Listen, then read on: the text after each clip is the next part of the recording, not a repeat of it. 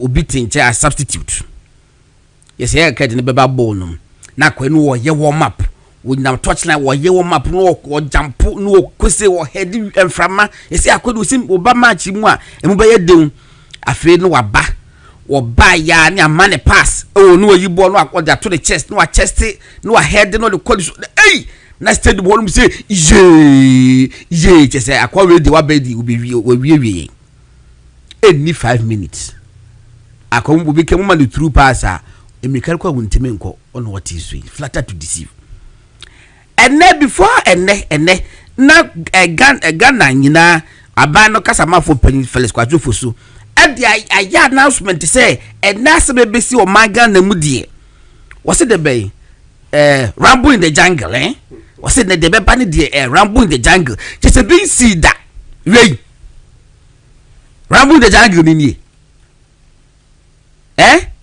where it couldn't even be a storm in a teacup. Where you ramble in the jungle. And then Attorney General, I try say or be justify the infamous decision or the infamous 60-40 Woncheni. So the no, the infamous 60-40% Woncheni. 60-40 say you rakwabrado phone in the bear 7. Now omo Unibank.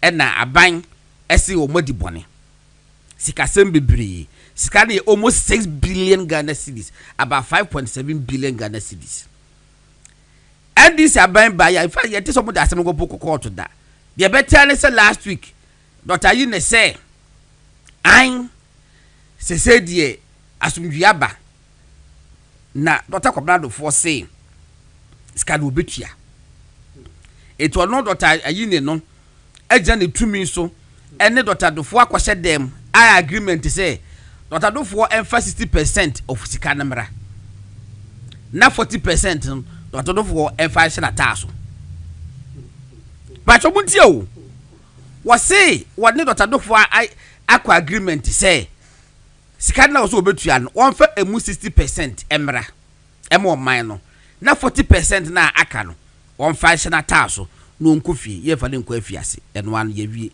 it is say no ye fa the infamous 60-40 Woncheni na Dr. Dofo afa 40% o man afa 60% 40% Dr. Dofo ho no ono kwa ne be ka no ho ana enkofo commission ni mu de is it true say na Dr. Dofo Yine na wo ye lawyer for Dr. Dofo ana as defense lawyer Abra MPP wa ban mu a na Dr. But how soon do you think that should be done? I think we should start first with the expansion. Okay. You know, that will energize the base. The people will know that this is a new MPP. Tell them that they are all involved. That's right. Everybody is involved. And then we start educating them and speaking to them on the values and the virtues and the principles that really anchored the formation of this political tradition. That is about what I call the triple S. It's about service to society. It's about sacrifice. It's about being selfless. That is what politics is about. People think it's the quickest route to wealth and riches and fame. And I believe that maybe 1 or 2 bad examples on both sides of the political divide. So every young man wants to aspire to be those people. I've always encouraged young people, build a career for yourself. I was a civil engineer. Worked at Ghana Highway Authority for a significant period before setting up my own private consultancy. Built my own house from my sweat as an engineering consultant. That is where I still live. It is no embarrassment to say that in all my 40 years I've built only 2 houses and I have a few plots of land. That is fine. And I don't need to rack up your real estate because you are press secretary to the president. I was press secretary to President Kufuor for almost 6 years. I didn't add up to my real estate. So, you know, so I think the mindset change is important. So if you have to recalibrate our thoughts, how we view public service should mean exactly that, service to the public, not to ourselves. If you had your way, you could have a flag bearer by, say, January next year. You don't mind? I think we should do it by December this year. By December this year. Then you have the top, a flag bearer, but there will be no base because there are time. Who says there will be no base? We have expanded the base first. That's why I said We need to build what I'm calling constituency caucuses. But if the point is that if you have the flag bearer, yes, then every candidate or we have executives in place, their mandate hasn't expired. But they are going into an election. It does not They would have to then start aligning with that person. They don't. What is important is that once we elect a flag bearer, all patriotic members of in fact, all members we evolve around. You have to. That's why I was a contestant to Baumia. We were 10 of us. Yeah. Immediately I lost and he won. I said, look, I'm going to do my best to support you. That is what a responsible party person should do if you are a Democrat and you believe in it, you know. But I'm a stickler for discipline. So of course we finished with one electoral cycle. And so that cycle is over. We are now preparing a new cycle, you know. And that's why I think all of us have to be honest with ourselves and do the right thing. Based on your constitution, yeah, flag bearers after elections become functus officials. Is that what official? Sort of, yes. So the leadership now reverts to the national executive. It becomes the most important, you know. So there's a vacuum for flag bearership, but you have national leadership. That is what the situation now. Yes. So in your view, national leaders are not going to be on the ballot. So get someone to quickly come and replace the old person who you had there. That's your plan. The whole point. And it should be done as quickly as possible. You know. Third point. Yes. What's your third point? Third point, reviving the party. Of course, it's also part of it because we have these super delegates where only 900 people who cut down the numbers to 5 because of what happened. It's a movement stronger than appetite. I was the youngest at the time in 2007. Our engagement with you this morning is very simple. That we have our evidence. I was listening to our Lady Chair on ensuring that you have the competencies to be in the place that you are put. And I was reminding myself of recent conversations when people would say to me, you have held up. You have done well in this onslaught. And I realized that what has held me up is the assurance of competence.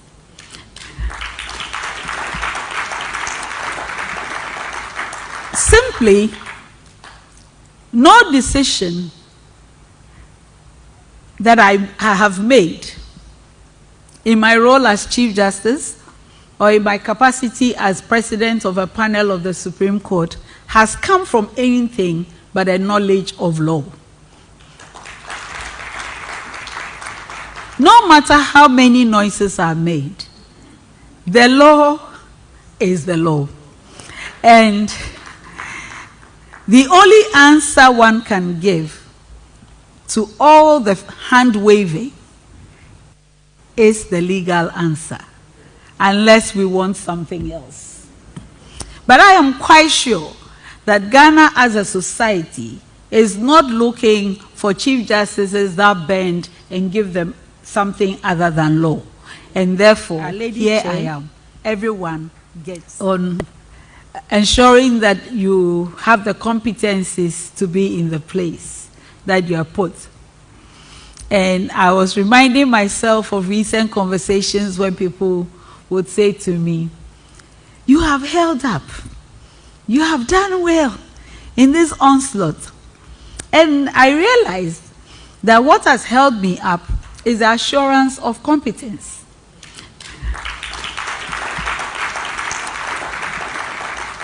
Simply, no decision that I have made in my role as Chief Justice or in my capacity as President of a panel of the Supreme Court has come from anything but a knowledge of law. No matter how many noises are made, the law is the law.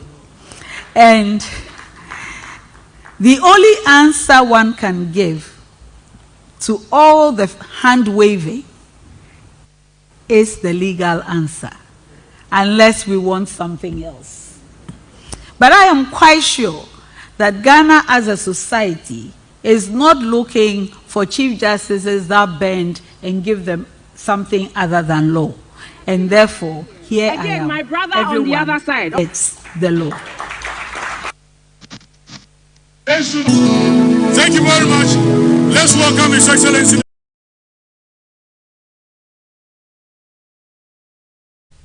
It's 60%, 60-40 woncheni. And ye bedi ho nkomo. Now me bo earlier na me bo voice na kakra. Wo dis Dr. Adam da yi de wa bre wo just wa chechire mu enso emfa because ento asumu. Anumere Bryce Simmons atwa de bi na ewa. Wo chese wo boa.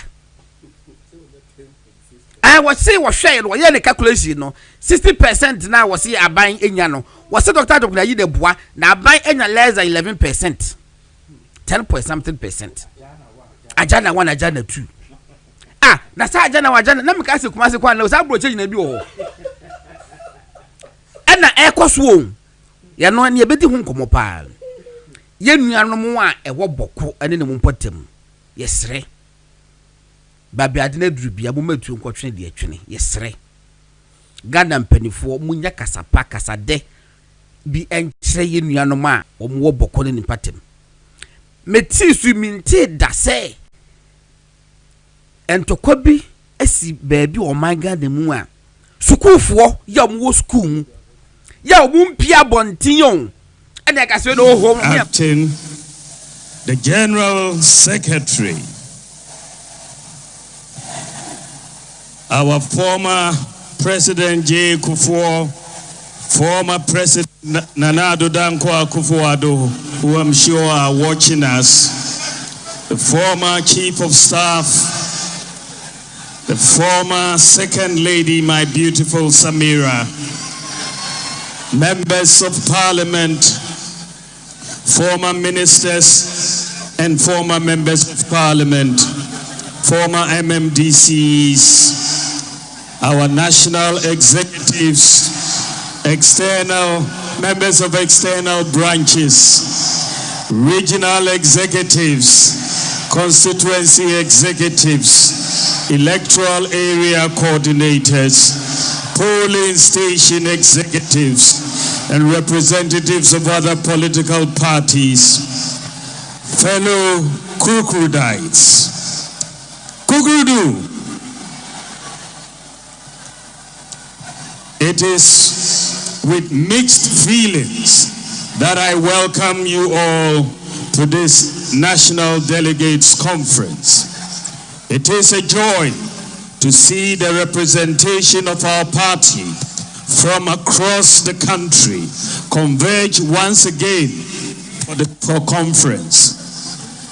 I, however, would have wished that we would have been doing so under different circumstances. Yet, still, I am filled with hope that as we reflect and reorganize, we will soon be given the opportunity once again by our countrymen and women to serve and assist in rebuilding and transforming our nation.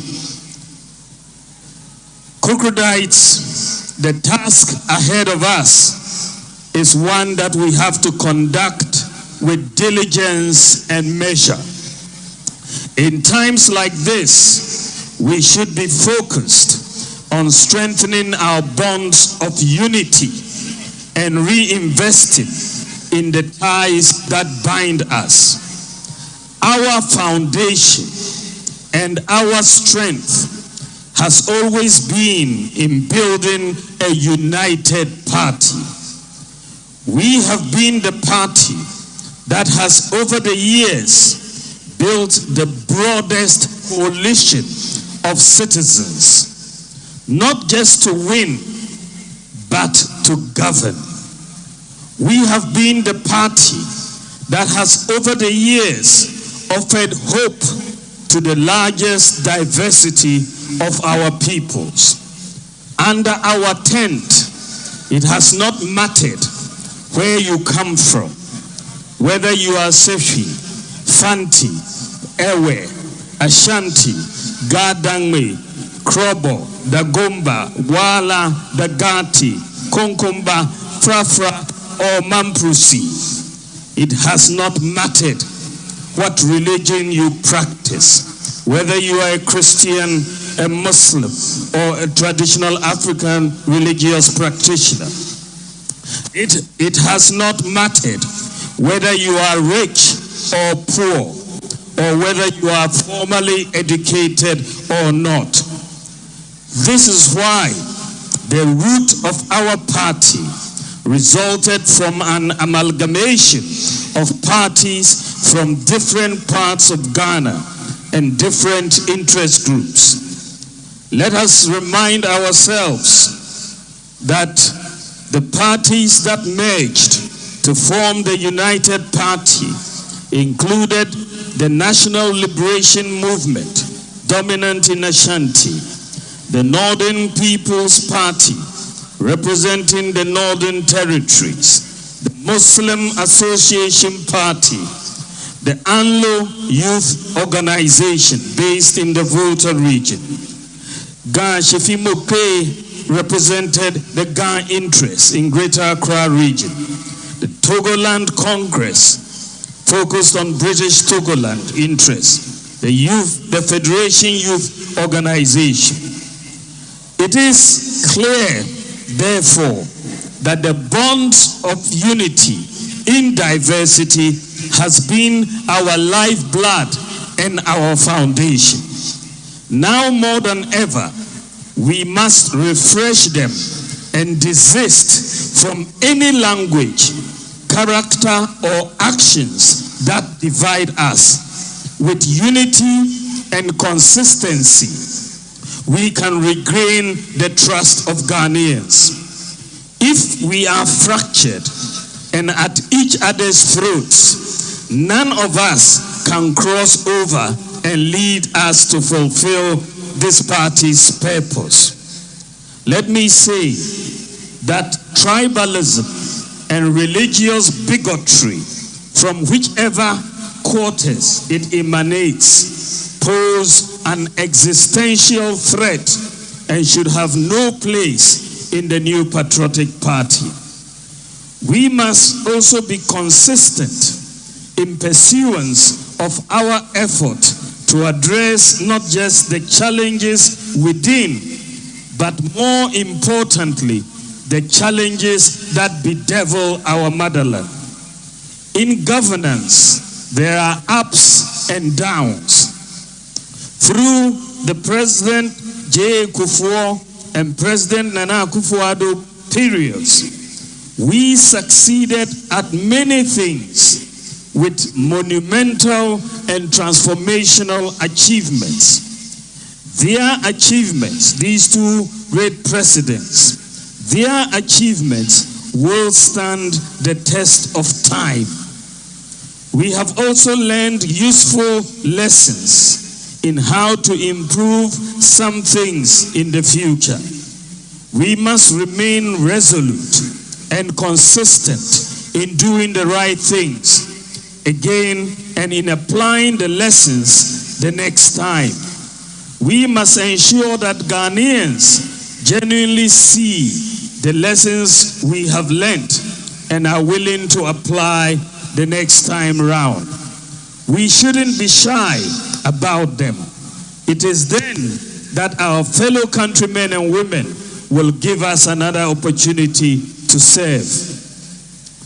Ladies and gentlemen, an army that wants to win a battle must exercise discipline within its ranks. Too often, when we are yet to choose leaders, indiscipline, unacceptable language, and unpardonable behavior become the order of the day.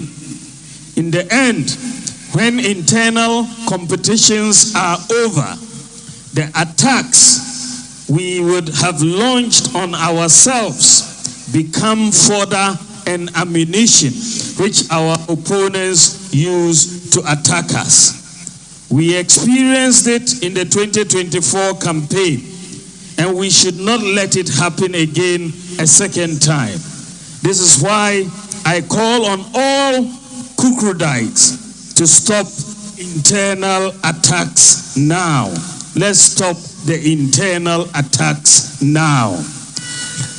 Let us rather focus on the attempt by the NDC to undermine our democracy and rule of law in trying to remove the Chief Justice. Let us focus on their clear intention to go after the Electoral Commissioner subsequently.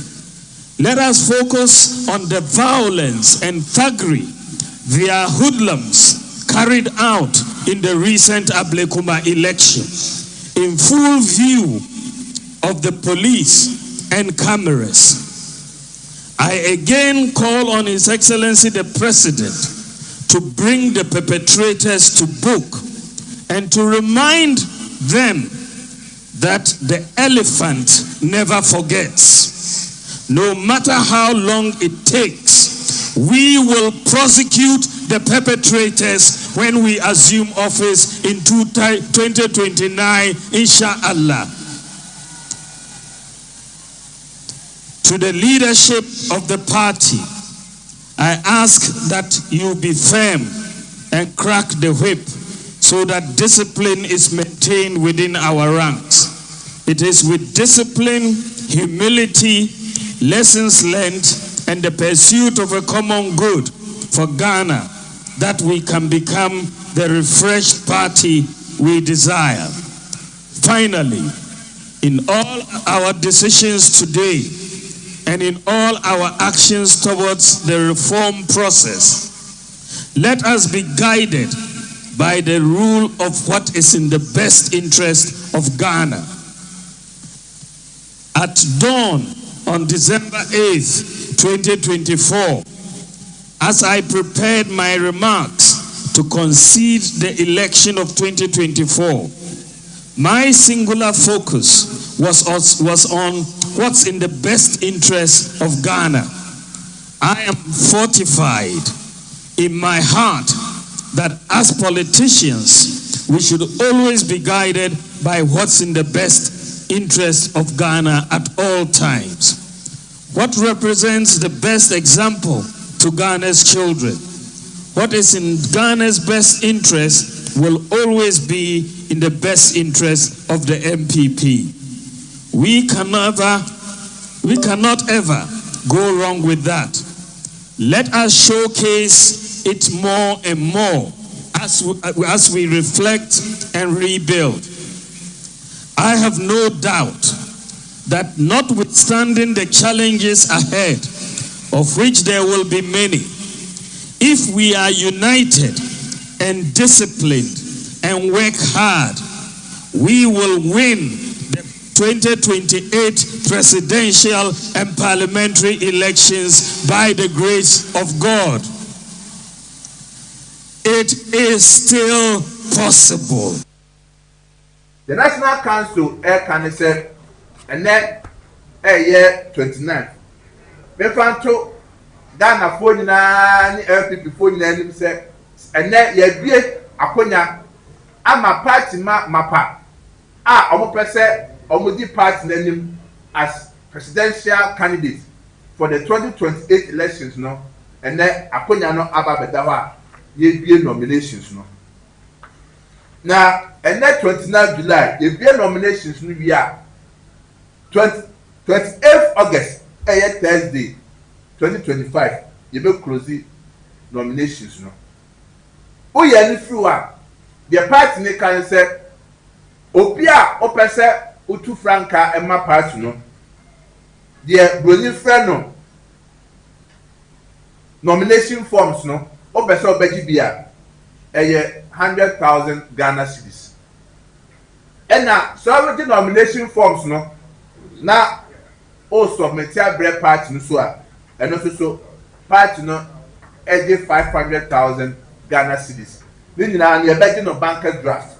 MPP din New Patriotic Party National Headquarters Accra and at the bankers draft no. Uria party National Council Agyei to say the BFN development fees so National Council at the beba na ma support party no yetima boa ama e bia ma na koso fefefe. Why you no through no the party no esa can say the peku a January 31, 2026. Omo ebe form the Bronican Electoral College. Na ye Franketuniama party no. Members no, na say Electoral College no. National Council for nyina aba to be. National Executive Committee omo mo to aba to be. Regional Executive Committees for nyina so to aba ne be. All former regional executives to be. All former constituency executives. All members of constituency executive committee. Electoral area coordinators for 5 polling station executives or more to be. Members of the National Council of Elders ever to be. 30 members of the National Council of Patrons. Yemra shebe ja phone na so beto abani bi. Ana omaye mrashebe ja for so da omaye MPP phone na so beto abani bi. Ana your former card bearing parliamentary candidate omuso omajira ma MPP da say komoko elections na so mentime parliamentary candidate former parliamentary candidates nya so ebeto abani bi. Past national officers nya so beto bi. Ana 3 representatives of special organs of the party omuso beto abani bi. Your external branch executives in number 2 and all former external branch executives omunya so beto abani bi. Akotia by elections no yebeko ni yesuso na de kan se party no ti abedwoku a ye hwe se omonko akotia omne party ma enko tsanase no omonkasa na omunhwem se hwan ana di party na nim o akotia by elections e beboan ampa omko shia yesuso omne party ma no ma awiata so na so ma show interest o me contest by election ni na akohia mu e kasai amomu nyaaje tum se the friend prime minister e be kwako jase nto aba ne de enya adu e be boa party no na mom omo abetena dem no mo yomu nwa baako na odi party na nim o by elections no so enti ye bebo committee na aba so chairman Jeffa owo Eastern region oni ye MPs se obiti se onabo ochirebe fi onabo Abna Osasari onabo Kennedy Osenyako onabo Koduamo ene eduma omaya ene MPP enya pani a obedi anim e wo by election. Stay tuned right here on Wuntumi Radio 95.9. Wuntumi Radio Unyaminsa Wom. Wuntumi Radio. Almost say flatter to deceive. Flatter to deceive. Na flatter to deceive no just say do 95.9 FM so ene eye benada July boss me let us radio no kron fimpinu ene adununum emu kakra ye koye anyimo a eno no enyimire nso ya transe e organ ntidwumadi so ye ba badwundwun o man Ghana ho ya transe nsem bebri na e koso wo man yimu minority for press conference media budget ya finance minister koken kaye no o ma ye ho press conference afi awudi a e koso e oboko ene ne mpotemo ene ampi ho ntimi nkonu krom aka kwantuom lumba nyo oboye ye ya aka kwantuom sei mahama ya ga aka kwantuom wonkran ontimi nkoboko nyina ne se entokwa ho ne entokwa no nso ensom keka fa ho no ene ebu abo wo mo ene ontimi nkofie a waka kwantuom na de awre ho ne se atraboko ebi kra be sia sentimentem na anu yeti se kusase hina wo sentimentem ya bo ntu ekuno ehun sem bibi ye behwe ne yaka eno nso galam se ene ho nsensem NDC for enya atumi no ma dia show ma adwunu se first year radio galamse no mbe ye no ma ye niye pa no ma nyiska na omode abom ho ansana so mo bibi be ya ma ye nti blue water gas ne ne keka nya ye krokro de jon ene de ma tetene se akeke ene mo mo sikadie omonya ma adwunu so mbe kon galamse ni ne akon kina na nka ba ne se na jon ma ama krom ene okobole bambo ye ho ene galamse no agentiri ha omu tu pa enura kumase asante mantemu enkra yen saka a kire se NDC for na yomadwen se forest reserve bia e won kawe gold wo mparenti o mbewurem na forest adwumefo se lala yema mokwa ma munwurem ne enwurem kina o ma brebia o munya kwan kum enura de ba nso ma e de credo akoto to forestry commission omo district officer won kawie mu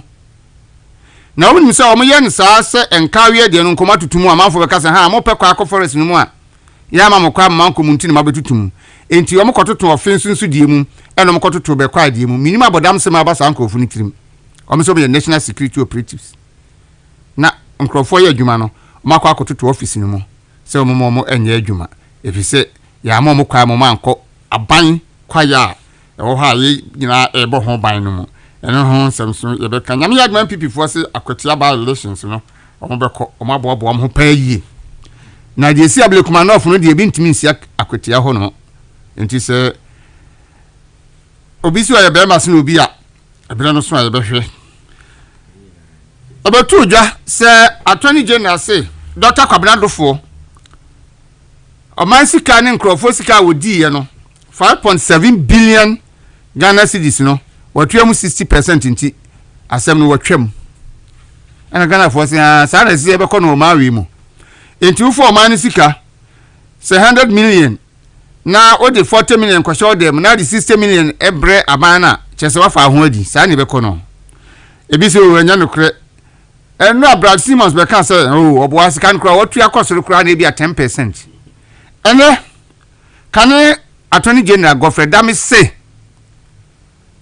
ayini oyetrofo on kanokre na Dr. Kwabena Dofo wontua 1 peso akra sika no wontua mu 1 peso e say ono no eya Attorney General no amudi asem no court no wontua 1 peso enti na anu ya NDC for buy no watuam 60% yana sika na we wo mfa mechire Ghana fo enti die na ayini no mu ye nyina no eye adanko dada adui ano so ye behwe na yaka ho nsem Fred King wa ha na chairman nkansa enso ewo ha no a ene ye ba be wuremu na ya hwese de enema eko chairman ye ma kwaba anya Dasebre biya bako nyamia don ni mecha no atifo ya tifo nyina just na mne de ye na ba bi e mine no ko no anya asem be he ne aka anya mecha ase ene ye butum 7 months na government ni ntia obi aka dia na chese en se emo anosh akwabisa critical mo frem ya ma na me ne ti mani contractor wati o sunu sa ayasemo no pa ken ka akra mo nim ha ayasemo o ba no ti ne sa Agyei ko no ka nkono ampa ka baka sa me twel ko be twel me na ke wi ani afa fast ho na ja akọ mu how far ya ko here how far na meti ase be watu ni ka ko Freddy Dasebre ene mti sen domni experience ja bend say na me kra ja bend ya membo boni ya 7 months 7 months obi be say agro be so fera agro we di am sa sora buru so kra okay egu so ye hwe but ya mama yenkwa me ahone di say ye be press o man e benya e be fa no tuma pay fra okay na ena makoyi nti de hye wa ha no de nyamias na de am say da buy ni de eye Dominic Akurtiga ayeni oni abire no so pa oh yes ye be ko ho say ye be ko ho pa ba say bibiri wo ho na meti ase ma men ka tie for program no live wo YouTube enti uko YouTube Movement TV a na wa follow yen sa no onye bia hwe kosi se ye be wi na ma men fan kai bo wi nsu ntwa mu se na me aduma next month ye be wure mu no ya the program ya to din stand out stand out na ya the eba no na politics na mum but anyina eni say ye be hwe woni o maye o madwen say o mo be positions ewo MPP mu especially presidential candidate no say o mo fata hwan ne say e fata who the cap face eno ho adwuma ne ye be ye nti ye be ye ne memene da emire no nsia akopem no so emire da bia anti stand out nti ye di bebre mo nti mo hye no so ebre no so na mo so mo ahwe bi chairman yan sha say free minority press conference on media budget review no Dasebre ya sha say a yenti mun ka say ya sha say sa ye be cha wati for amanya amada agye am we tia mutie ye na makwa bank esim na matia LGBT ambassador mi firi ho na makọ LGBT ambassador ono han Brad Simmons I try na I bedia no I can't call this Papa Adam Fui Solomon Andrew Solomon Adam Fui was West Africa there will be obitim amana language na legalize LGBT wa na ambassador no so ha na no ya say the Blaster Square home for kisi enti ambassador no there obi anim say o man panyini we mi fa da wa no me peti e ho na peti ho na me peti your mama ambassador for LGBT utumira no actually secret yes and say so about 78 cases corruption omo amati ora no eno so ne ye twetwam na ofiri ho a economy aye manage with the propaganda eno so ababe and say dey twatro kra ye obi anke say 24-hour economy no 7 months in year ni yin krofo adi omo aya for omo adwuma mu no yemfa bi nka ho afi omo ho ne yi omadi so far 7 months in the jomama e dey ama yi na me koso na me ko kata Adam and minority press conference unse enya ne na me betina ka se economy manage with the propaganda sidina apeke matina kasa na no na me ka cho se me sister kra e channel be free China ba ye kwaje visa ye kutu ya 15 cedis na gro forecast me di agro se o hwe calculation Dr. Gideon Brako eye ma ye na se okase sidi no appreciate by 42%. E dey na ye pa kire je say na sidi no figure bi ene so ate ababedru sa 10.3 na omoka ana Dr. Bidia Gwakon kase se ofa $10 na musi ye 17 cedis na calculate se aba 10.3 na ubenya 60 between 63-65%. And say aswa ati anasa appreciated by 42%. It means the CD was around 14 CD, 70 pesos. Yeah. And exactly so, sa and ananado ejamaye. Because with that calculation in there, we na say Bank of Ghana website. Ya bechew until her propaganda na nko the tosu mienu ene eka omosi eswatie ye debt and this ya bamba yo muntua 1 cedi ma wo ban bia o obia ntua 1 cedi ma obia say de tie kaso the NDC aye government bonds wa na aban dada ni tua dada a omo frutu any treasury base omo ababeji. For the first quarter of NDC reign, no, Omoji in the excess of 200 billion cedis. Treasury and no, is there. Go to Bank of Ghana. First month, Omoji about 99 billion Ghana cedi. What you say? And it Dasebre, your debt now is what you know. For bet me I say forest in the car because normally, say Omone kofa buy. Nti Omo ya no Omo what do you call it? CD no dollar na times cedis. Yeah. Say the be dosu bebree. And as you say omode times cedis ama eswatie. Nti na aka se swati.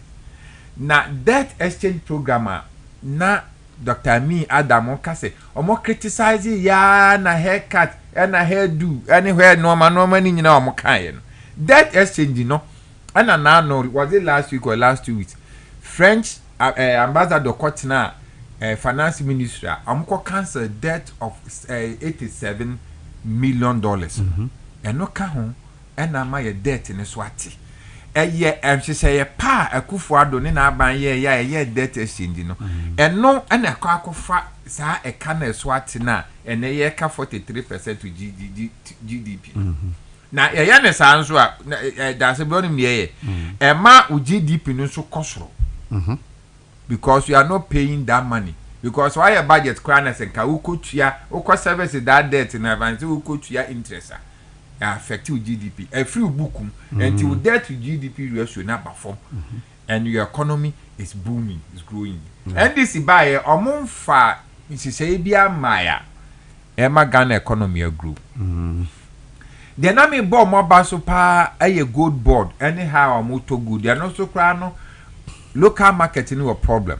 So omubu yes, minus no. Omubu minus because unim that's a bit before I say NDC bad not good £1 a year around 12,000 to 13,000 and now I know can say £1 is around 8,000 7,500 to 8,000 to 8,000 and you know minus ne bread me wano fuel omode kon ya sand one cedi abeka ho ama normal no aye basa NDC in fact bibia gold board no asema na meka gold board na me bo mo so abaso no baby omode yakwa akoduru no na wonim ene they enlighten me pa now all along ni nya na me feel say $290 million na ato force in the share budget ni mu no ene na ye ama gold board omudi ye adwuma sa nya no kro sa ato force ma omu 1 cedi it's Bank of Ghana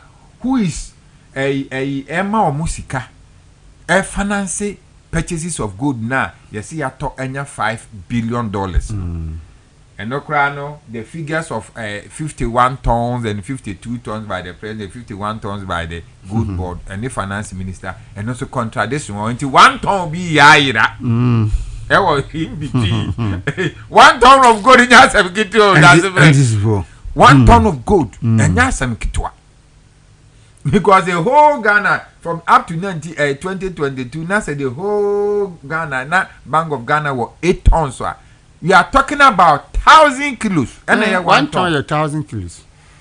And 1 ton be yaira and gold board, any finance minister, any presidency, say MPP for Montreal tour, they do what na accountability no ora no de bia yo mo no muhu akontanchire because finance minister and imagine can say you 51 ton and president in Koka say 52 tons and ya ton nya 5 billion na de ehu na enwanwan esan ye eyini say broni be say yes carry ni say asema na former finance minister ka say sa cash financing omode ma gold board to gold no IMF ayina conditionality no be sign no e can who say Bank of Ghana cannot use cash to support any government agenda.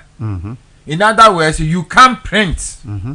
And here is the case omo ye printing house minim say omo ye the US aban ye dey support to COVID na we omo ye e dey support to gold buy obian who are against gold buy now or stand the statistics be to ja and no ka say if say ye to asave a and this government buy omo be too good 30.53 tons say see aye ka say Bank of Ghana gold ho e 32.93 and we hwe mu a omo di 2.5 tons only 2.5 tons on the Bank of Ghana now do Agyei international reserve of 8.9 billion almost 2 we are talking about the 11.5 billion foreign reserve it means almost about 2.5 billion and the account na so say na da no atofo since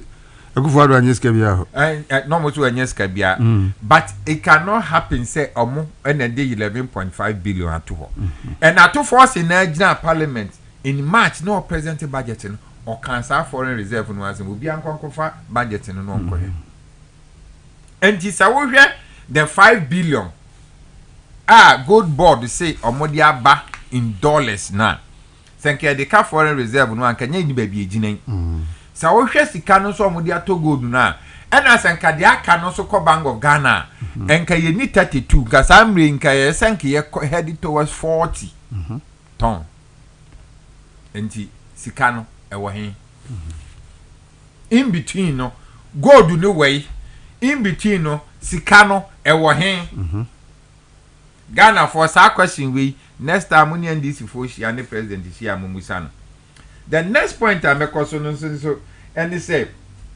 if say apart from the good no any sa financing gap na wo ho na IMF front on it any entra achu forcing any John Mahama any good board for catcher na the next thing so am ne beko e ya sa fetch rating na no more kase say the aba is this a C plus or is it B plus? B plus is yeah. And no sa fetch rating no. But the kaka say aba we buy on fa bibia ngu kwamu a ebema economy no aba bidu baby adri. Me baby a dollar no the steep appreciation no was a worry for me because all along no na yenim say because of the international reserve any gold na nanado a more tough story no ebema cedi na appreciate virtually but eventually no because any elections no and Crawford was buying dollar and it has become 4-year cycle election be and Crawford $2 papa minim say ya no more bumpire say bibinsia so the demand was so huge that eno na ma dollar no gina ho. So one by the 7th NPP handover no is the reason why Dr. Gideon Bako yes a calculation now. Say the dollar it was not 17, it was 14.7. Am I no? Now, Encrofua, my sister Echo China, you could bank even yes can crown also $20,000 for transfer. Yenya Yatawa Buchiwo at the time airport only my 12 cities. Me wana Bank of Ghana could to 10 something. How many my 12? That's about 2 weeks ago. So say I no say and now about 13. Say city na pick here. Bank of Ghana I will rate no and the credit rate on the buy 10.47. But then offer say on put it only has here. Dollar 12.5 to 13 cities. Unya sa unya bi. Now no good for organizer and as a secretary. I listened to him. Or say akwa credit line. Omo man a 3 months credit line of a normal around $400,000. No call your transfer $80,000 close to 2 weeks unya. Now oba abochi wono so hwe na say dey what ten normal no so no because a dollar appreciation in there na oto abochi ho a e chese so san de question international no can say obeto abochi o because anya sa ne credit line he is losing it olusu a enya de so konya sa eni bia because of the credibility ne call he doesn't want to be lose credibility into what they call no akoto abochi but in normal ne bia obesan the prices na code because the price was toy no dollar no so ka say Bank of Ghana yes into maintain ya onu na ne ho be kire no enti the dollar pick e Bank of Ghana but dollar ne de e wa abochi ho and enti na Gideon Brako ka say Ami Adam ka say your concern is not about the dollar ever from it's the availability of the currency. Business people ebetimi anya sika no ma ye dey no mo dey akwakoye omodwuma na Bank of Ghana governor Tama Adongo Burger Central MP beka kire say dollar ne dey owo dollar account a untimi nyi over the counter this our transfer na we work am Bank of Ghana issue statement say enya sa na tie now if you have dollar you can walk into the bank and withdraw see all the vindication about say a board member of Bank of Ghana was speaking the truth and I don't go here that was it and that's one thing I thought that you can't take away from the northerners apart from in here you see and not God in case obisi any bibi but you let me deal with the minority conference in we are my second by then na makomo enti Ami Adam say now the Bank of Ghana governor is speaking like a politician oba ya na ejeneba when in cases are not a court near the minority was skeptical about him no knowing what the dollar eba be propaganda Dasebre government is not spending at first in Beijing parliament was the government is spending. You can't say spending, I'm saying expenditure want here. If you do statutory payments, you obligatory say with your Crawford or my district assembly common fund. Or the NI NHIS. Omo levy no enya ban sika o. Ya titi aye so de omo ade command you de come omo a. Wo se watua obi ka. Na Ghana ni bia da kokro tua 20 cities a. Na wo ye bobo na de beto na de come omo wo so. Wo de come omo wo so utua ka. Ye GDP no e won portion e say kwa district assembly. Enti wo gigi scanner enya wo dey supposed to go. And obi anim your wage bill. And also gigi you have to pay. Enti wo tua no a those statutory payment we say you are spending to where? What the women bank buy? What the budget by March? What catch us almost 51 million. Capital requirement of Ghana banks today is 400 million. What the 51 million minimum say microfinance? They are quite na microfinance crime so say beso. And then just be a community. And now loans and credit because loans and credit services are yimo cash memo running no. Say 51 million no enso. Ofa once the crank ho. Mo flashing program amode ababeji mudin a na mu yi nkrofo adi. Mo se mo be run 24 hours. One job, 3 shifts. Say see how mo mu adwuma mu kra mu yi omadi. 2 shifts in pomai ne akọ 3 shifts. Mo fa budget ba kokra nko ho. Ya ka ya din so a mo ntua $1. No maka say o matua bi. 54 be ebe ye rating a mo se modia. Enti Dasebre the minority here ne no. As I said, the affairs no more here no. This is the true state of our nation, true state of our finances. And this government have not done anything. The windfall of the previous government, because Nanado, I say, even in the election year, he's not going to overspend. Is the reason why after the election, Ghana still has a trade surplus. Na ayi ka ho asem no. Enti se Ghana nya trade support even in the time of election na se the first half of the year when you trade support enya de bia enwanwa the windfall of New Patriotic Party and na ama yenya sa dewi na minim say omo ka kire your mama ka kire say by close of this month be start your contractors ka omo year mark 4 billion out of 21 billion to pay. And now I make a bin and make a contract and then a team who ya list. Yes, a list and a shot to force a motor. I'm so about selected new to no problem. On the one selected no to your mom, but your when I eat will spend into a ben economy. If I'm pampa, move bet you 4 billion. Omuntu yankrofoka. Na contractors e bro. My ya mama sama road in Crawford kwakoye demonstration. And then offense ya yirebi the hospital AAC akaho agenda 11 nyina have come to a halt. Every government work, any construction, a whole now this ikakwa near say government is spending. Then you statutory payment. And this okotua na NIS now kotua district assembly common fund now utua workers car. Now we nyehwe. Even workers are far in October. They say omoko 8 months and 9 months. Ye ntua omoka. Aban tua ye mfanko kan wage bill no. And then it say controller so complaining said the way our wage bill is going, we are going to hit some rock. And no ana to forcing. E say we hwe na ye hu adwuma yi. Now we rake in more revenue. Now last one am dey count na ediabam. Eye taxes are aban we dey buy. In 2017, Akufo will take you over. Na finance minister Eba Parliament with the mid-year no near introduce free SHS. The first budget, no just 17 nuisance taxes. And the COVID taxes or COVID levy on the year campaign to Akufo are postponed to 2026. Now maybe say 2024 no more say COVID 2025 COVID na saba na. Also a question back.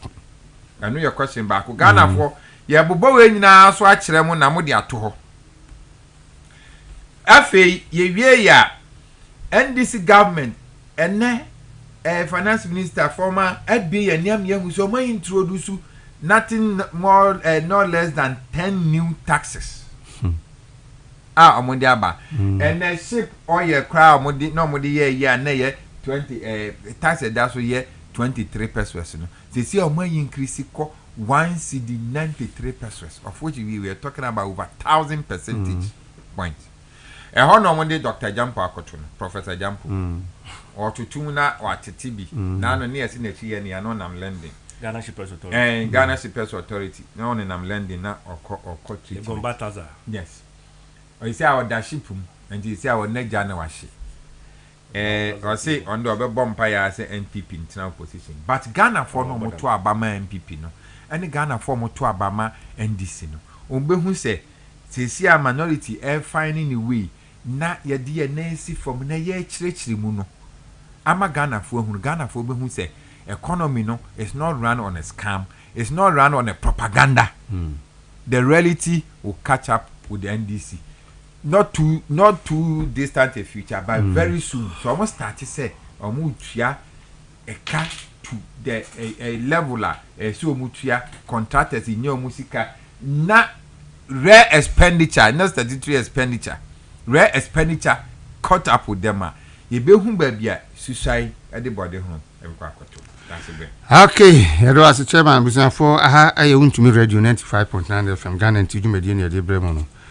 Chairman cancer new love and that can Freddy. Dasebre. Yep. Edika chia want to me radio AT4 any omo share online so Ethiopia. That was Dasebre was never shit into more. Ja me lumba ni woni de I say me ya papa chasko de Dasebre on say chama na me say ke ba yi kura Dasebre me 2 minutes na ko bi edi chasko jo for so ya be kan wasam Dasebre yenko media budget so am say chama na ka bebre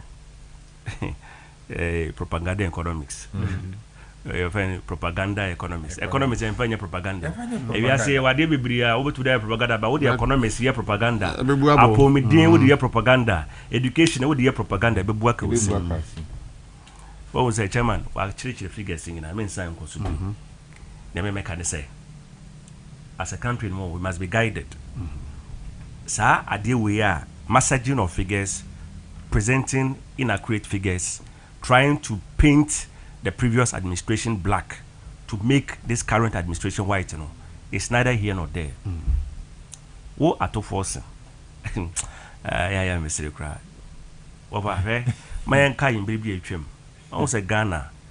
My IMF, $39 million penalty because he presenting wrong figures. And IMF and the Rollins now buying so NDCR, you see? Me, I have always said, when it comes to economic issues in this country, you need to have your facts right, you need to have your data right, and you must be candid in your presentation with the people. When we talk about even our reserves, what's this year? At the force regional parliament. Currently, Ghana, we have $11.12 billion reserves. Abra Obabeka said $11.12 billion. Oba 7 months $11.12 billion. At least give credit to the previous administration. Say before exiting, we had over $8.9 billion. Edaho amamo. Eti ene ne ekosu bia no eye sebio me ene mbempesa me kasa ti say me ni menuanom ene menuanom ba ni menuanom memo mo sebio omo bebi a omo hwe TV anasa omo ntie radio say eye nhihye papa eye former aban MPP aban under His Excellency former President Nana Akufo-Addo and His Excellency the Vice President Bawumia nhihye papa omo do to ho ena ma ende the NDC is benefiting from. Simple as ABC. In this 7 months, in terms of expenditure, look, this government hasn't spent. Ministers in Ukraine came in terms of say, when it comes to procurement issues, where call procurement, they are not buying anything. They are not buying anything. You see, they still believe, say, we have the goodwill of the people. So, in our quest to maintain that goodwill, let's give something good to the people. Yeah, let's maintain. Look. Then there, Unamobi say, Abochi has the dollar. Bank of Ghana has the figures. Now, AS3. And then we share Bank of Ghana 10.82 na we call black market at 13.5 black market 13.5 na what's the dollar no 10.82 no uko awunya bakompo. But you see, we've asked ourselves as a country say the no look Ghana ha no betena ha amfo feel say bia ba betena na abo aban we echi debi say Ghana ko yi we all benefit, but ni akoye ndada any fracadam any atro no, we just want to come and expose the truth for Ghanaians to know say baby ye dro no ye to find that bu oman it will be exposed. Look, you are cost 7 months down the lane in terms of development, in terms of their activities at MPP and this aban we be no, they've not done anything. All they are doing is they are benefiting and they keep benefiting from Abanye Chum. But still they fail to give credit to the MPP to say MPP Aban because more mobile na mo start say mo go Aban wo say MPP omo you corrupt omo ka say ya wiba ka dompe omo say ya we am say I come from. When it comes to budget and then the mid-year review, Bruni, see, there are so many reasons and so many factors and so the purposes for this mid-year review. No, and also, but you see, we look at assessment of financial performance. If you have a reallocation of resources, say resources will be there. There may time is say who as finance minister, who may be one who can say, you are not well briefed about collective bargaining agreement for nurses. No, when it says here, say the dear grow nurses for strike. Yes. Strike. Yes. On my bank crying a team. Say nurses aba any abayim dia tenase. Enyam collective bargaining agreement. Amajatu. They did the agreement they signed off in May 2024. You see, agreement will take place in July 2024. And another group within that nursing fraternity, no, psychiatric for no makofa NDC lawyer Bamawo. So only the Monko court. Na match case na December and a court is out of court settlement. That's a December ya to aba all they need and all the nurses in Ghana here for their hard work, for their commitment, for their sacrifice, they are asking this government say, please implement our collective bargaining agreement because our fellow associations they are benefiting. Uba a physician assistant they are benefiting. Ghana Medical Association they are benefiting. Obia benefiting, so why can't you also benefit? Now when your finance minister beka say, oh yeah, budget for the year, one for one count. Media so beka, bibi papa catch what say. They didn't brief you, they didn't give you the right information. So I say one kasano, you don't care. That be fan because till hold my memoir kaka. Only me say the Danny Ho prophet. Akando. Akando. I catch there say omuni finance minister we na omo obefa feel some of the bargaining agreement. Na the akanomo the fair connect. Na ma necessity ase. Say see dey ye be kan budget ni kra. Enimumpo and far but for yembu on mindsa because yembu on mindsa because wo be gina ho so hwe nurses me nurse in adwuma edin nurse adwuma atuwache adwuma because you see nurses in fact nurses are so hard working adia nurses bit me and who to feel cry ka say ya want to me so we need to give them the due recognition and they need to earn what they have worked for. Inti say me as a buying, you want to play with the emotions, you want to toy with it, you want to play politics with it. Me say necessary in there omoka so omoka striker. If I be me bear me there, but if be bear me ya because me ma menum and I say be na me tell cry post say me ya dey cry me call hospital. Why na be me? There are some things we need to give. I mean, what your resource allocation in the part no. I was expecting to hear something about the 24-hour economy no. So about Montana say $4 billion, we have $4 billion. Can you imagine? $4 billion to do 24-hour economy in this country. Abra nurses for the music when say saying yes 2 billion Ghana cedis. 2 billion. I'm implementing a year. 2 billion Ghana cedis. I mean nurses in this country. Share ye this baby omo opportunities are. Omo to kwam ko UK, omo ko US, omo ko Canada, omo ko Australia because they believe say the condition of service in Ghana here no and bo omo o show omo salary, e be no incentive, no allowance, nothing. These are basic things these people are asking for. We are there. Young ones from Mobano. It's not going to encourage them. There's a junior sister called Yuki as a nurse late last year. Can you imagine? And see, yes, I know. We are training the people. We are giving them all the necessary training. They have the skill and everything. But I will say, the next thing they will resort to. And then we can say, well, say, I mean, you don't pay your contract. We say, we don't go for US and I say UK. I say, if you are 100,000 Ghana cedis. I am telling you, say, number of nurses are cost of being now. Say, they want to me radio and say, we are credible. What 20 the paper 20 are cost. This is also penny per 50. I don't mark. Now the number 2 boards this year. You see the number of people that will call here say they are interested. And you're more fault too. They are not greedy. They are only the only thing they are asking for is what they have worked for and what they deserve. For more Mokekano, we sat down with them and they agreed with us all the things that they wanted from us. And now they will buy who I won't find man who is always now we turn didn't say or your politician or your politics. So what you say now on my way own and yet on my be pan say we are kofa will be say I can't do health minister. I have said it say when it comes to look in this government, current administration, government own so many appointments on my own. Say it's more or less like I'm rewarding you for making noise. I'm rewarding you for saying hey 5K men, 3K men. I'm rewarding you for doing this. You see, these are things saying if you listen, no, we need people who are more competent, credible, who can do the job. In fact, but you see, finance minister, you best say, ato forcing. Your people say ato forcing, you are forcing. But this forcing that you are forcing cannot be forced to be there. Now we are not as of mine because whatever you do, playing propaganda with figures, playing propaganda with economics, making a previous government look bad because you want to look white in the eyes of people, you'll be exposed so soon. But yes, say, in our quest and in our dealings with the IMF, we need to be careful. Adibia baby as on mine, our reserves, our debt restructuring, propaganda, as MPP, never can say the minority is there, and in fact, I'm happy.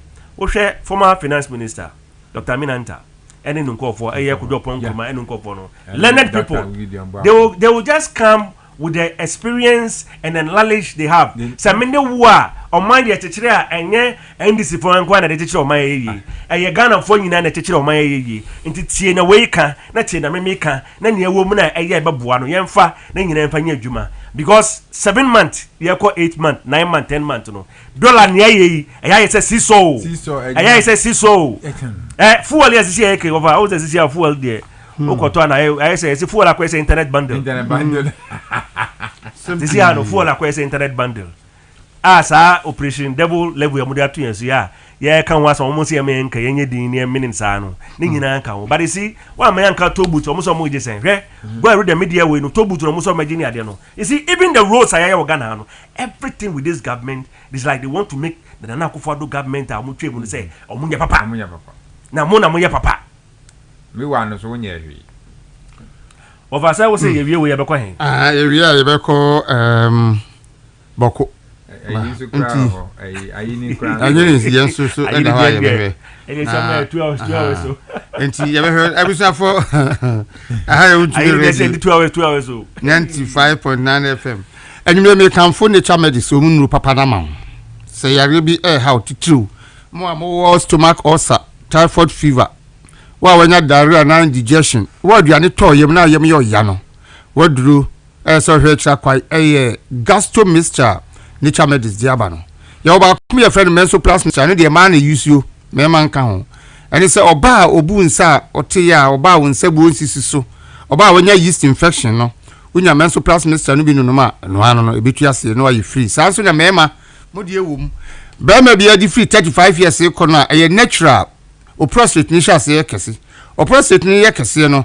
e affect o junso we said romen na junso no femu na e bata prostate no ho no na prostate ni mia no e ba sa na kan e ukogina ha obetumi adwunso ntentem akọ ne ugina ha kire pompe kakra ansa na ba e no kura no mpo unwie e de anya bi bekem ti ukotena se anche na junso foforo de o anaju kura na e ya no obesoro akọ junso sa na na ye basa na se wutu kwantenten na nya wa wo ka na ade nam now to commercial bus bi mu na wo kwa anwe ya passenger phone bi di atem se o ko ha kakra no ase da wan se unyina na ko ye hu ye e atete momo de ne prostate plus mixture mon ko pe bi nam no nom na mo nya bi nunum a ebetu sa ha na se bia bia tonton ado bi akwa benya nature medicine no bi ato se wo pe bi atua number no 0248 778899 0248778899 omema bi na ho ato be me bia wadwuma nso ani no o ma ne bre ene die eyade eda ho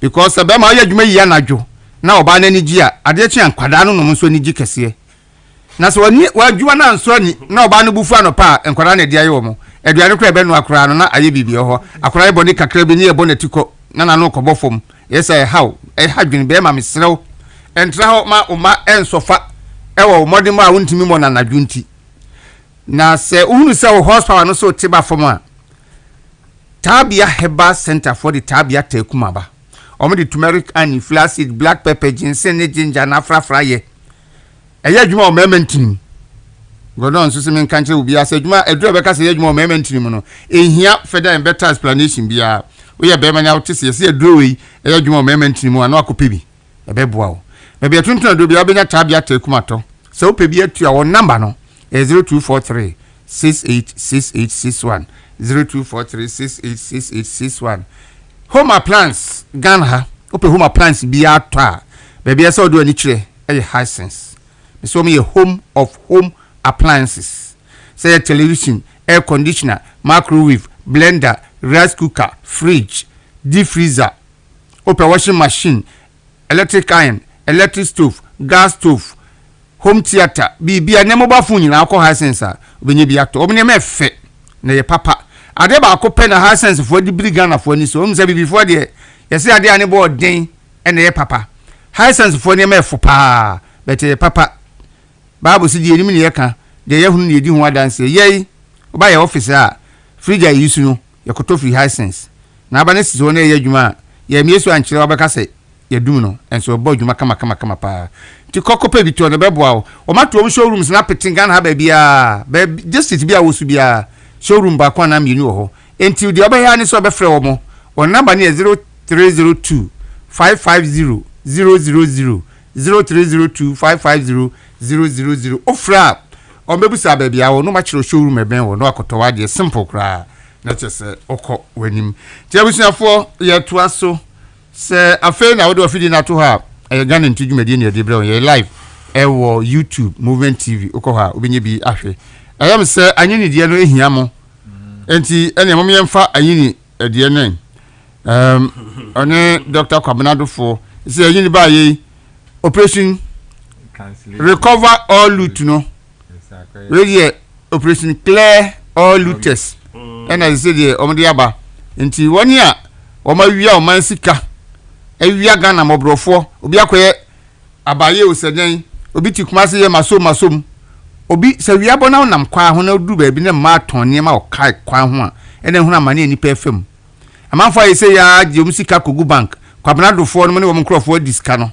aban diska kwa akohyem no ma se de aka ho ye de mko court anyi ni se omfo mo nkodi ebiso me NDC po chairman yeah yamhwe ho Dasebre asem no oka na asan ba be na me wo cases na watwa mu no ha na me hwehwe na ene o se odi uraba operation recover all loot afedie dia odi ba no ye you aka operation clear all loot chairman bocho cases when your cases na na me hwe wa oh when memboa there were case aye Kizalato forcing o say Kizalato forcing yes no ye Kizalato forcing be the republic na so Dr. Johnson Esiama and then on Bank of Ghana Obogu here Dr. Stephen Opuni Cocoa Board Obogu here Alaji Collins Dauda Obogu here Oliver Baka Vomo o cases na Obogu here Ghana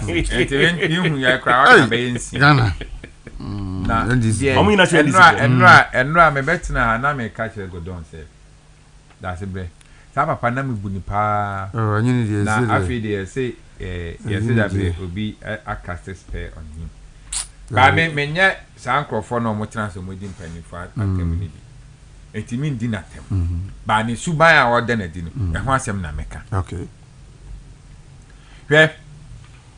Kwabnado for case no say ye a late country and kayini sa case in kwanteni was anke mana tano gena because right now you're a lawyer yes of course una we are lawyer Emma Dr. Dofo on the bank on any bank. Then the amount of Jenu and our bitwa case. Ghana akaye kakra. Na metnasia, dia na ye me ya. The way I call 2024 elections, na yes civil society for wokrumu any policy think tanks wokrumu ha. Am dem from stoma tanks. Ede akufuado aban to nsanie ni. E carry ye e kire say omo de omo ni hwe aban edi aban achi fenchen. Nobody obia ni wa ene my hero who send back pa enawia na metie one of your sister station. You say legal private practitioner friend Dr. Ahmed Hwan. Say case na Dr. Yini etwamu no eno ano no. Hey, baby Ghana aba bedru ni. Na yetimi de 1.9 billion che near the 7 million in a court. Na dia hin na dozo. Say me dear obe prefer say enipa ne betu esika no. Dan say de ne ba kwa akotum. Agree. Meti ase pa.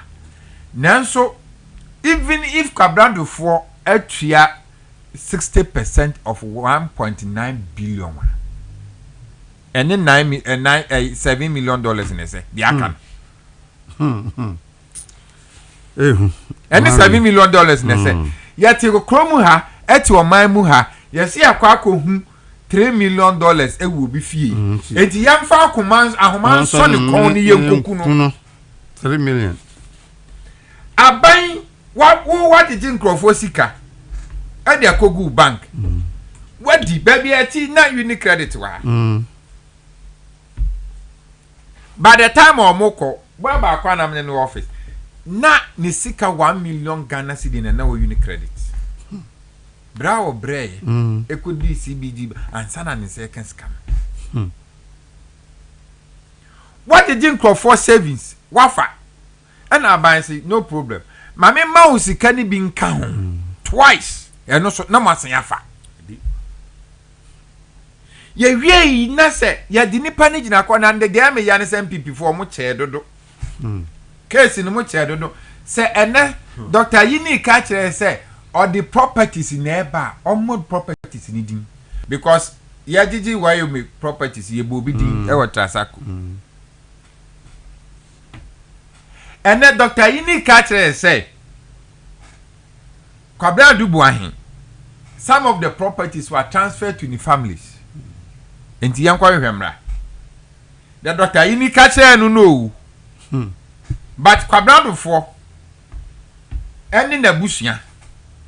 Unse na ne ba do junior na see you. La Lord have mercy. Hwe Dasebre na no metena ha kan. Your democracy is still fragile. Oh yeah. Na me empire me ba ne se. Nyankopon be so Ghana fo akomam. Nyankopon ebe so Ghana military akomam. Any Ghana police, any other security services. Na nkwanko trigger. That's it se kusi kruma o ma we mu ho. Enkrofo bi wu kruma 79 sha. Na me mompire so se kunsi Ghana. Eninti na e wo se ye judicial service no.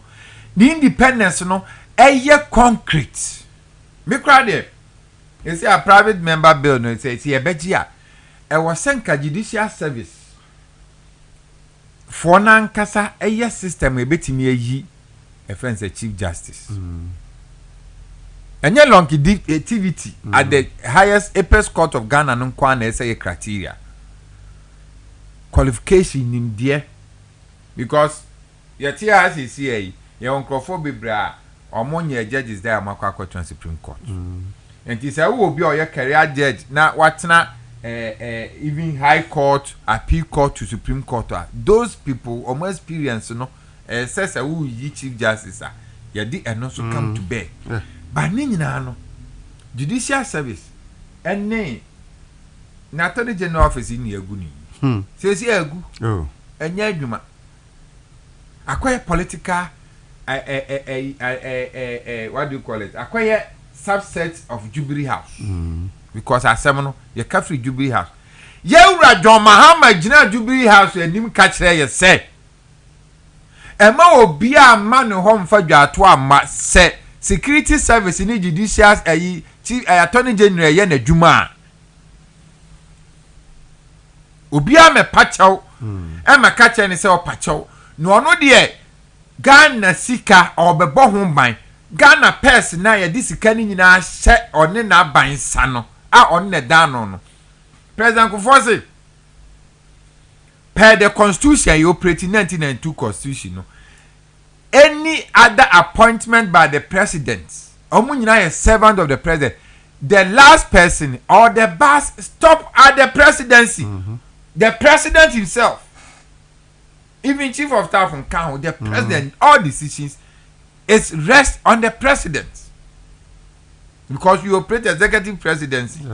Anything that's out to force in Beijing Parliament, I was saying present budget in the name of the president. No Bonidin, you were John Dramani Mahama, and then as all book of John Mahama. Manti Abeka say, why am I can because you who Dramani no. About John Dramani Mahama there, near who says the president of the Republic Assembly Okan. That's a Ghana Tinia Bafoma Babe Druse. And then, yes, ye. Now, Omoya Ora ye, Mamma Fire no crime foul. A year Radovruvu. That's on of a kind. Or see Ora report to know media call. But a lot of them need audits. And they are auditing 171 ene Kwabra Duboahin and Attorney General Jinabe Bia he's the reference minim de Kwabra Dubois say em say wa Jenny girl because minim or me no dada because ene Attorney General Jina wa your reference Bia Kwabra Duboahin in Kwabra Duboahin case in Kwabra Duboahin case me menya obi a me meba ka say Kwabra Duboahin aye bibia ye ma meye na Ghana so bia nim say national security budget you discuss it so as the defense ministry budget and then a signal below as a subset of national security on budget you discuss it and yet the same people and now a year Kwabra Duboahin lawyer busa for since 1992 budget to the signal below almost say it's not allowed. What double standards is this? So Kwabra Duboahin bibia and then any part any court to cry we have not even presented a witness to confirm your case. I bear reference would a law lecturer as a dean of faculty of law University of Ghana what lecturer wa brochire nyina when him say basic law and say and you also pronounce will be guilty before it's pronounced guilty by the court competent court. Ena ujina ho ena enkrofo a omoye looters ankasa o cancel case look at what Opuni did at Cocoa Board MPP for Matra who say 8 years oko see ye twem Matra do for who say about 6 years atu forcing now no crowd dem koye ya Godfrey Dami koye ya atu forcing for our yes case ye twem wo si ayedin you I feel now I started from High Court. And he says, so born to be all right. Monfama and answer Attorney General. Because, say, yes, justice delay. It's justice denied. Because, Sanka, and then Kietimi whom baby, a society body whom and then go see what the property, at least you could have pinpoint them. Because, and that CBG for o koko to buy CBD what who down wishing and that kitty say not unibank unicad a dance ho and that kitty CBD by unya baby crama packet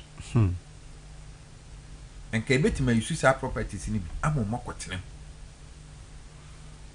now come there yeah juma I'm a Ghana for yansu yenya son faso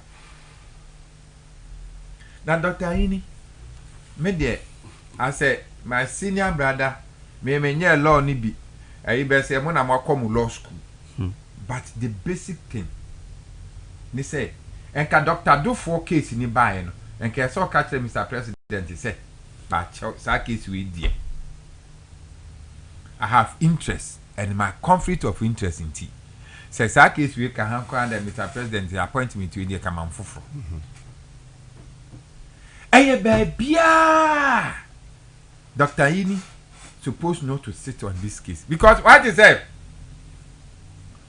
Why a referee and was a footballer. Now football now bono so or no I say Manchester Jesse and was a Liverpool Jesse and on was a referee. And no dim when you babako it was bobo na na question Liverpool man you question Liverpool no I'm offside. Say ba na Liverpool be say man you are na ho so ama offside no abegina mfimfini no gina ho eno kra no free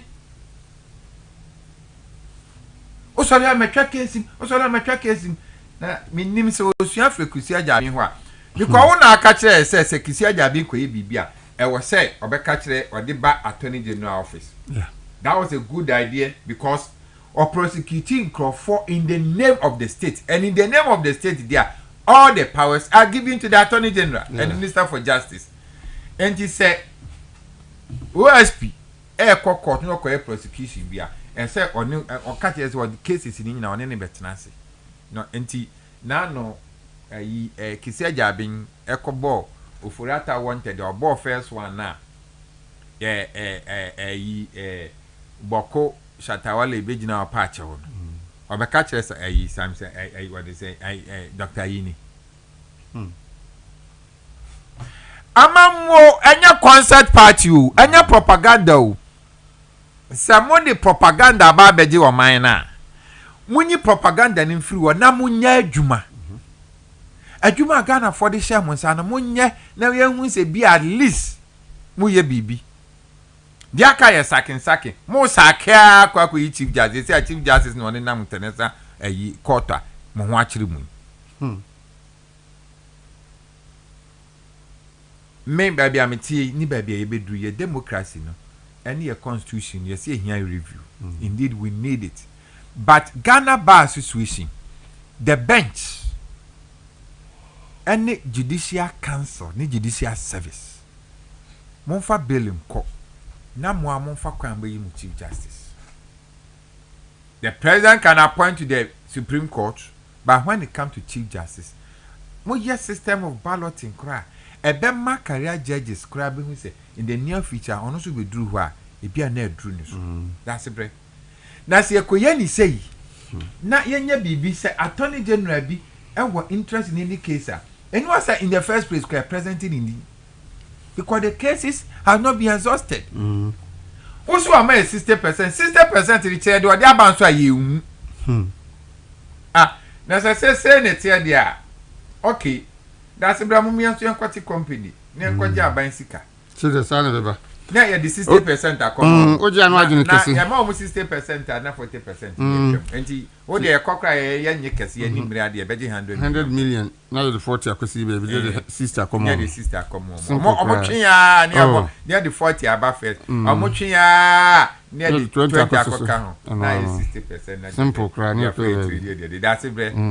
Ghana hiam paibo. Easy. So we are Ghana ni ati say if mama o say what a bomb paya and I no kranye fe mamu ayi ni amatefiana. So bomb paya ka Ghana. So nyankopon never Ghana share sa. Said ye 2009 ye de Ghana share you turn driver and say the call reverse sa ebedru baby a na presidency aya was in boat. Say ade Ansha ye twam was the boat because they say Ghana so one of the fastest runners wa ha. Sempi.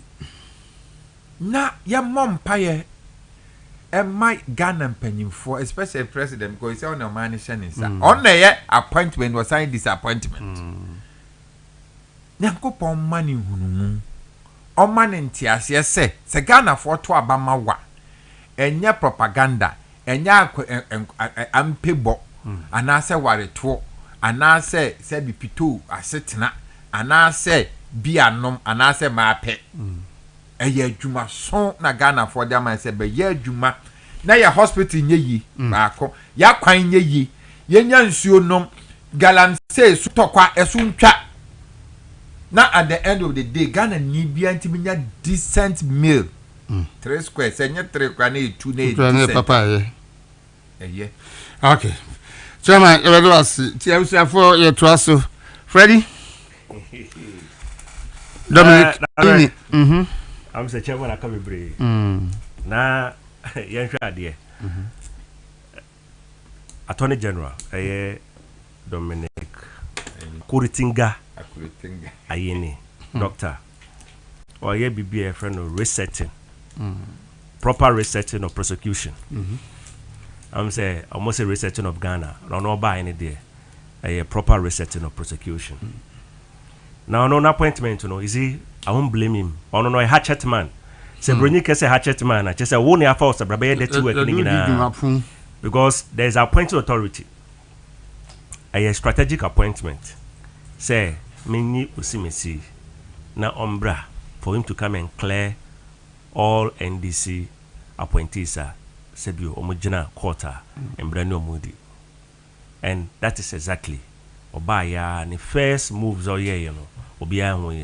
or Claire Atoforsen, and they are Atoforsen, finance minister, or Claire, Dr. John Esiaman, and the Honorary Bank of Ghana, a big governor. I will say, within the clearance in India, it's also yielding result. Or Claire within a week or two, near within your more appointment. And I just saw one casano, or Medicare. But you see, when the law, because when I say the law is the law, when an accused person, Ejna, court, na say mbrani dia, the court is a competent court of jurisdiction. Ono bet match say nipa no aye guilty and say onye guilty. But who lay person are waiting in chain for you to see it as a political persecution, for you to say we gonna a politics no mutata munja mean. And the yembisa say where is William Atoforsen? Atuesian.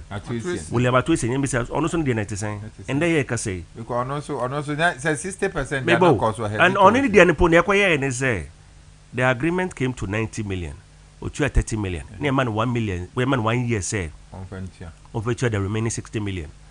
Out of the 60 million or to 9 million pay. 1 year no see with me for failure. You need to 15 good years. And I mean we can say William Atuesian last week obi call 37 military hospital. Or call your sort of wheelchair more. I just say oxygen is in so. You can see. And I say, and there, if you have been able to release and I say to discharge and also for knowledge prosecute, I would have my a year, Cobra do for any war. I mean, William no so why Ghana ni or deserve it. And I ebia or no known NDC card bearer member and said DNA because the American say, once before then, no, they can't wait here and 90 million. No, and he said, I'm some calculator, but a de my memoir wouldn't say, until I make a papa no, he's not of himself, yeah. So, or Casana any demeanor, when you say, behind. And look at me, Bano, but me, Dasebre, I will tell you, say, Dr. Dominic Akurutinga Ayini. Oh, he's the most reckless, the most dramatic, the most populist, the most partisan, and the most judgmental attorney general in Ghana had that. I have to say superstar. He wants to be more or less like a superstar by force. Sure? We all know, say, Article 19 of the 1992 Constitution say, a person is presumed innocent until proven guilty by a court of competent jurisdiction. Now, what was sorry, who could not TV swa, what shall quote about tie as an attorney general that you go and you persecute people in the public court? Say, is he?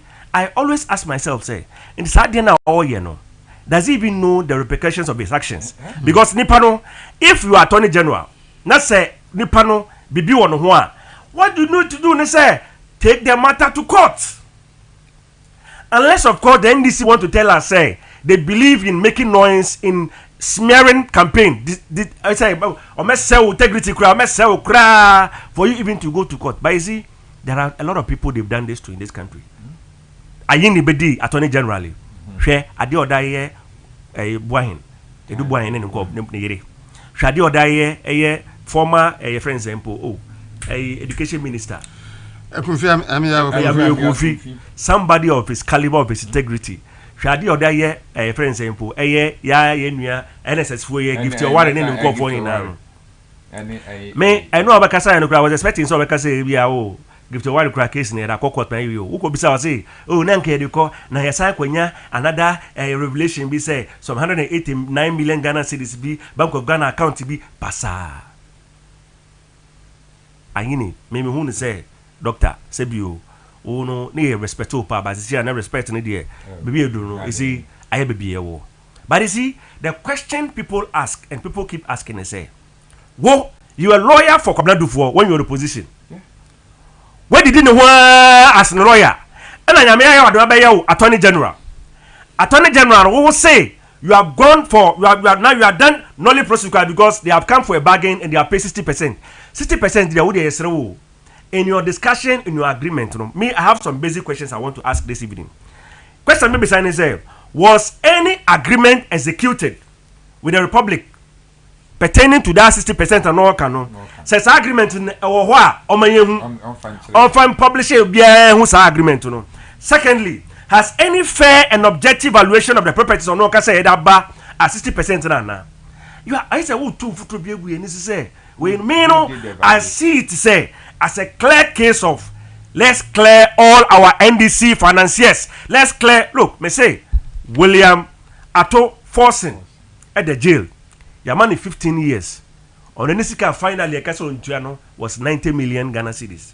Otumi tuya emu 30 million, 39 million. Near Kayano went to be in Tuya. Yesre, Awuni, Ayini Nim call for His Excellency former President Mahama Yesremo, William Ato forcing or Ganani or the prison or bread. Obrepa obre mumwano na mumwane busuafo na munyo no so sia na ye ne se oba na mun na kosa same agreement no so na obetumi tua na wetua sia no I to say we have an attorney general who's an expert in negotiations sia open negotiation Ghana anyini oy number 1 hey no he is ready onwaka he is ready and he has done it freeing his former client omo your client ni na wa free omunyina domi kwa benya ma me say na wonya sure say ayini no omwini power na no ofre nkofo say wen I say me prime nya attorney general no me nya ya me claim ba mo nyina me wen nyina akoso na I say embre eninkaso the next NPP government say bedi 4 years ebebe na minti and I say 8 years so whatever it is no we are going to go back into those cases no what ayini akasa no we are going to also interrogate your actions investigate you ono double salary say no ka me say ayini no omo empire say da and this abanu begunu da na na obewuo almost empire no because abanu gunu enwu a obere mo bosse e wo Ghana Dominica nyini yes say da and this abanu bewunu ebegunu wo enwu a obere mo bo papa ministers and appointees never learn. The president in the Amu Adwuma president in sign check and he said BBI omo appointing the about and the president is who an immunity kakra as appointee you don't have it and he obi shewachi no pian and was say ye na oguso ya the day of reckoning is coming the day of accountability will catch up with you na over yeah near do mini say Ghana for no you see under MPP none of the attorney generals I say ya point no ya mame so for Akufo na say go for Damika say I'm going to negotiate with somebody say on for kakrambra na in kaino you see we have set and we are setting a very bad and negative precedent. There's no way you can just say and then say we are bold e do ska bo o man sikemo a na say wo fa na wo dia and I say wo dia investment and I say aban na so mu a there's room for you to go and have a plea of bargain say oh sikani there ebi am for 50 million wo there 50 million there wo there and my 30 million bra na ni 20 million wo there anyway. Can you do this as a country? Can you imagine? Sadie prosecuting for no. So even you can the back and we give you a sentence. No, it's simply to serve as a warning, as a deterrent to others. To say, "Oh, my can your money na it is taxpayers' money." You buy home buying. I do buy in case now. I say intention to steal and stealing. So the intention It's there, clearly stated. I know cry and yentimi fan microphone. What are you talking about? And I learn on the refi. I say the law is all of you. PhD holder, a professor, almost. Oh, we should lift the bar a little. Mommy and Peja bar ne kakra. Oh, say who share the mama some of the mean and I will me offer. Go be upgrade because and this me yare na say me hospital me health minister ni eti Ghana mine nyina ye de health minister we ne dey sense governance is not a joke me can say I can't do nipa na me can say qualified to be the health minister of Ghana. What are you talking about? Qualified. Even the face of the country, the face of the country to the outside world. Now yeah, foreign ministry, Nipa Ben act now from Jerry Rollins, ABC at Tamas. Even you, Jomama. And the appointment need the appointment is governance is not a joke. It's not cantata. One left it by the cray. That's some cray. Of a many man will say the make an say. Dr. Dominic Akuritinga Ayini, me say he will have a lot to answer when this government leaves power. No, he's both. I was saying there when your camera say so, and they put their bloggers not do so. They say, "Oh no, trendy baby Nenia J. I say camera say so no kasa no can no ye wezi. I've been able to negotiate this one. I've been able bench capital. Papa you say 10 million Ghana cedis grano. He has no evidence. I say oh no bet now one not say obejina camera anymore. He is so motivated to feel say no. We have to see his ambition and his target is Maminye Agyei no for government for Ghanaians to see the NPP are buying there. NPP are buying about from 2017 to 2024 there. Abaya omam bua omino kwan bebia abaya omobaya. Look, I can say this on authority say before this government finishes their first term, any people back call jail under this government. You see so a good account what they say.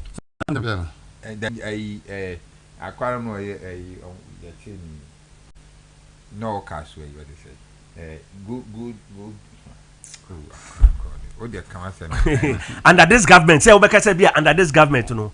Me say the oye ni gina you before you realize na 4 years na so. Cantata say ya.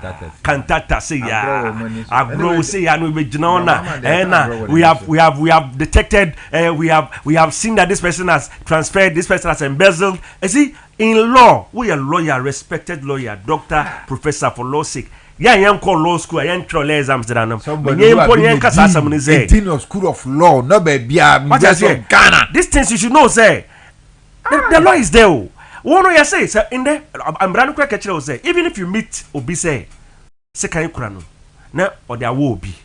I'm an penny. The fact that second Kurano will nipano. When you go to court, the first thing they will ask in court is say, are you guilty or not? Guilty. Yes. And you know.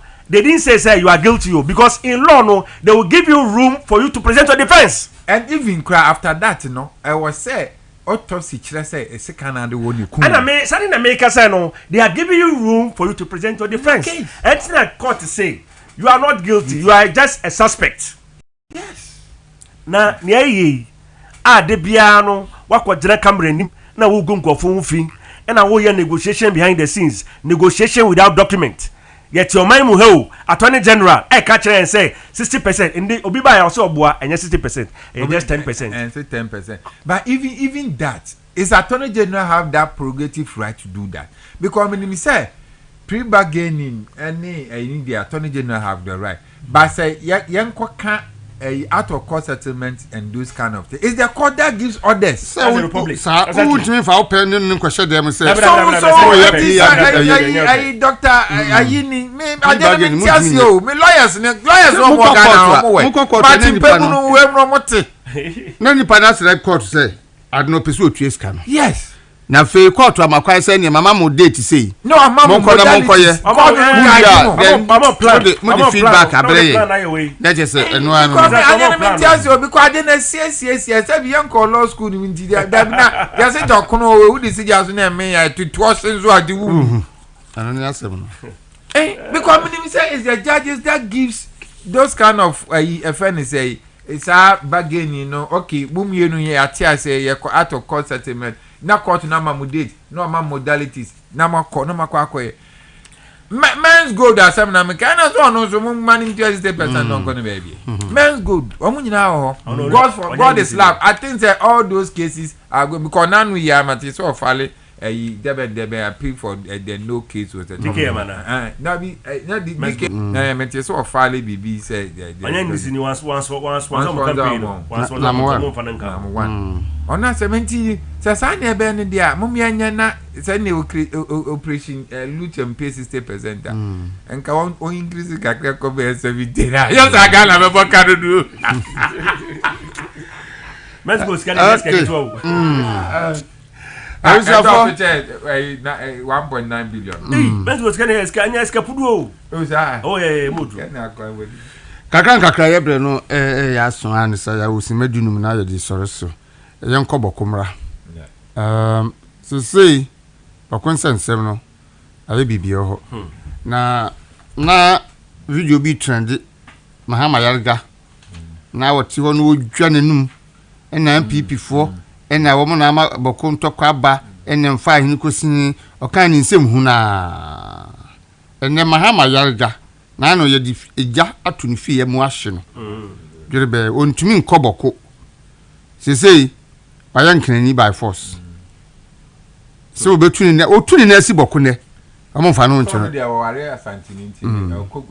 sana ono anu na waja oduni dim na waka ho na asemasa je die hu ni se etre free boko ho abedu kumase die ya ene se for the first time entokwasi baby ni etimi bowra school mu kwachi nkwada ku omo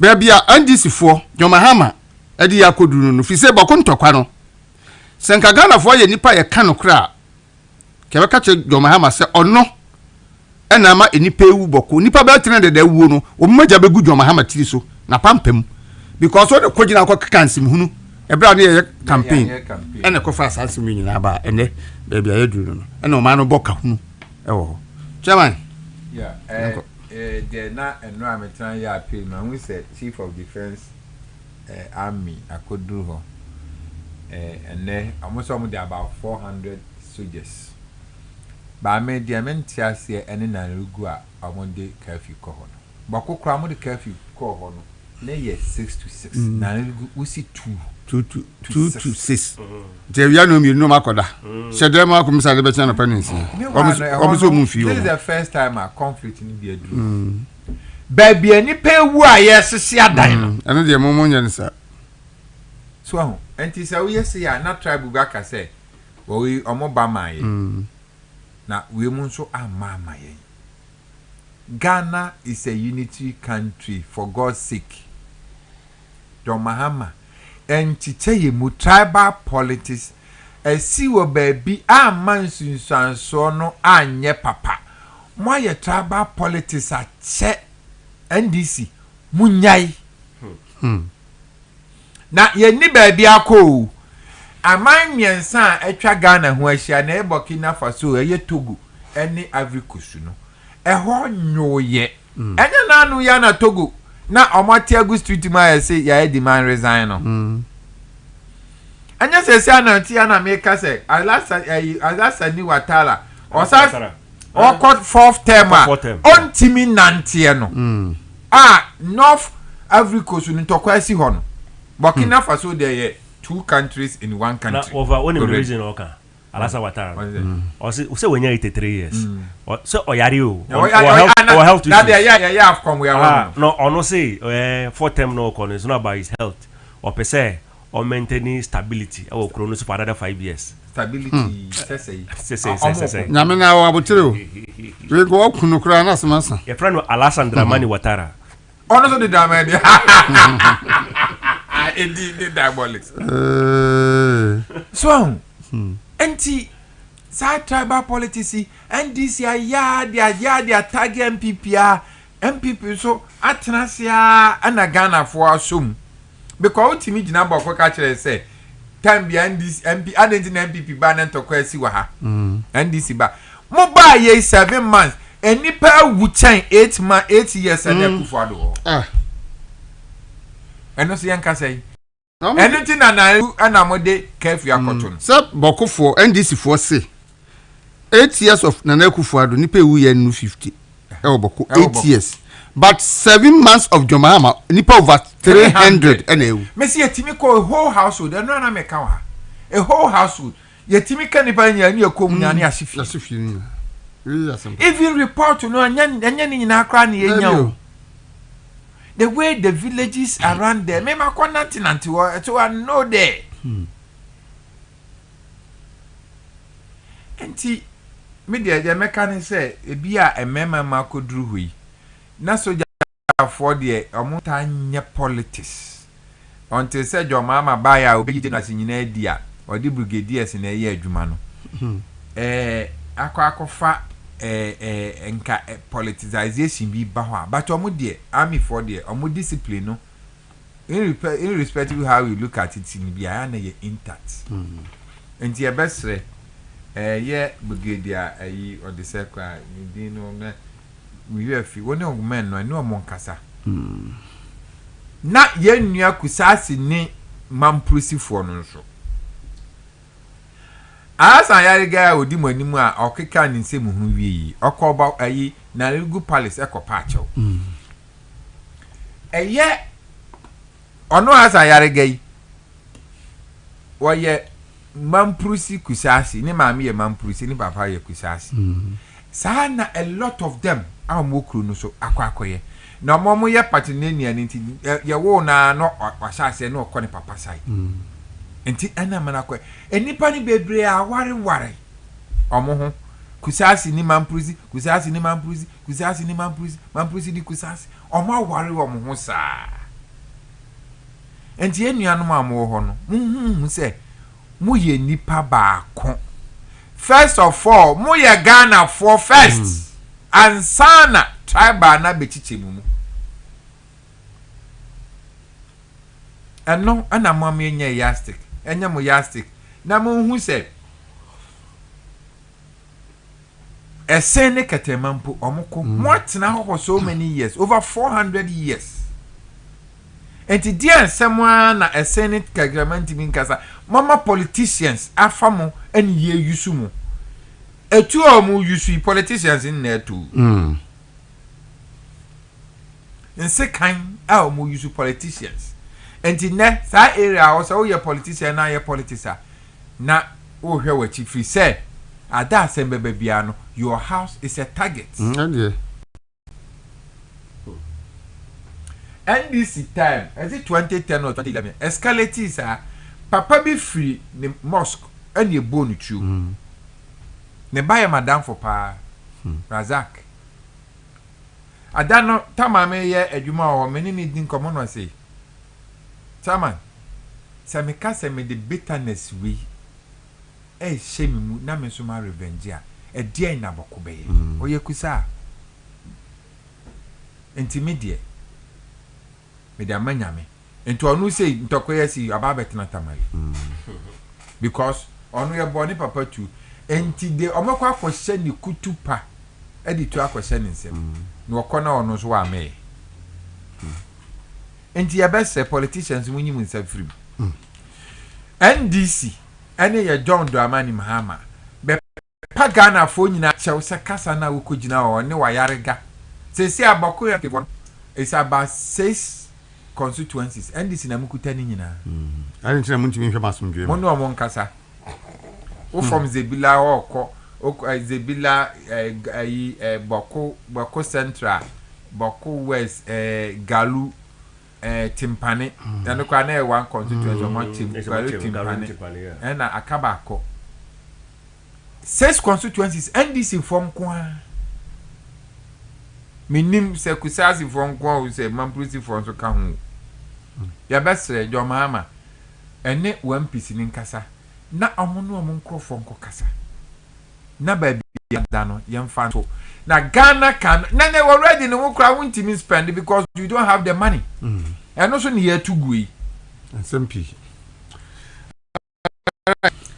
over where the boku dia dey enka bebre ukọ western region western region here enzima any hantafo asase but ukọ ho a ye wo efantifo bebre omo move from central I was a western central I say bomba ku bisa no for so many years they've lived peacefully I was a chairman kasembi boku for omo Ghana for I don't know why who want to say we free different country in Ghana for I man proceeding kusasi for this ethnic tension no I'm such me I don't know ukunu ya dey na when you free because we hear boku issues now 3 main things ethnic tension land dispute and a political manipulation I would say the political manipulation aspect of it no and ma adeno the sitting president the utterances be on my say NPP are buying one about tension and the NPP near be NDC here couple move near there and say na region no meaning say no be man pussy for free who can we come and say NDC for no mo shechira na ye nkan sa NDC for yeah no near can say bokufo omo Ghana for omo kaye ho they must find a way also 2 million they have tried to intervene in penify year it the hojuma say ye pass because that part of Ghana when it's affected also there are a lot of things that come from that part too as I share better name ways now almost smoke village I mean so many things soya beans beans dua bro pa enti we ye besre pa because bokunto ko e dey say edu baby kura no mo say His Excellency the former Vice President Paomia ono no she chiri na ma bokunto ko na ewe in the onye Vice President onye we bia by so koso so now no it is clear say the lies of the NDC against the former Vice President His Excellency no and adedi must have tell any dia and dem must any dia must bokun ono de tokwa de by and dem must bokun yen so Ghana for nyina hu say nyamo kan ni nyina no it was a way of say bia any bre power na mo pem da mo bibi na mo penu ende mo nya mo fanya bibi ni so akwa buachi bidin ye be stress boko de sa so dwe ba ho a ye gina ye oman Ghana ye oman ba ko one nation one people one destiny ye be sere we nya ntokwa gidigidi wofa am say mbre ni ya so ya lumba dia no wofa we ya wofa we ya rahosam because me de obia nem say me top lumba fan na chasko jofosu bebi owo bia na me fa ni nkransie na ni anse te chairman pro I was say ofana lunyum be na ya wo ekiki opa media ba ko pe media akwa no mo lunyum ba ko ya me de lunyum ya me de shedding oba o ka wi asa wo to ma ya sa ya pon because o ka shede say wo to me ya say oba pass ma ba me media in fact me tie lumba wo no o say lumba yo bia o tie no nyuma aya nipa bebre ka say bia enyum de o say we are artist you bring a variety of songs otumi ye enyuma de gi eni edi otumi ye enyuma edi tufu enyuma abrabomu nsam na me no akwanoma de no ya de a me ntira he de bia ma so kan say me ni me da nyankopɔ be frɛ me ti asisi se me twahwe a ma ye me de me kɔ nipa basa susu be ye wo de nya obetumi ye bia ye oye wi a kakra obe ye ne ye na wo wi a ya kakra so gi wudin ka ho amadache wo kwa ya kasa oh na chairman ho na chairman bad ene nyina nkoye adepa obeja wechire entina wo say obibi ni abobonu ase sen ka beto kuma what I say edwuma me ye yo edwuma ni ade no in fact lumba wopa me den kan besa me yi me minim ba ko me do to ansa ko ana ba chairman kasa we na ka ye nyina yi ba ko da to ansa ba na me kan say wopa chairman na ye sa me kan chairman ndi ni se betumi chairman me nyi ba ko se sen